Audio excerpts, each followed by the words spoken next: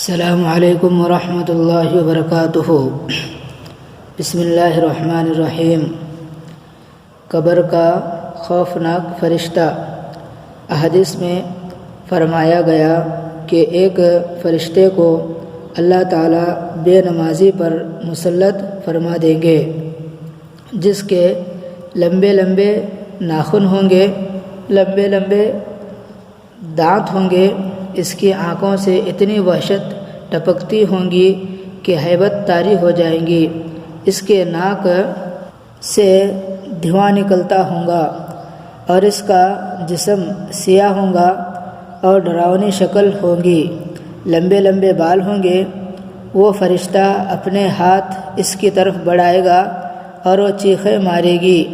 دنیا میں یہ عورت خاموشی سے ڈرنے والی تھی، یہ تو ذرا تیز ہوا چلنے سے ڈر جاتی تھی، یہ تو دروازے کے ہلنے سے ڈر جاتی تھی، یہ تو اتنی ڈرپوک تھی۔ وہاں قبر کے اندر اتنا ڈراؤنا فرشتہ ہوگا کہ پتے پانی ہو جائیں گے۔ سوچئے تو صحیح وہاں اس کا کیا عالم ہوگا۔ ڈر رہی ہوں گی، خوف آ رہا ہوگا، رونے کے باوجود وہاں اس کی فریاد سننے والا کوئی نہیں ہوگا۔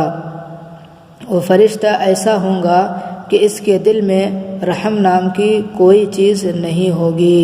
اس کے ہاتھ میں گرز ہوگا، وہ اسے آنکھیں دکھائے گا، وہ اپنے دانت نکالے گا اور اپنے ناخن اس کی طرف بڑھائے گا، حتیٰ کہ اس کو گرز مارے گا۔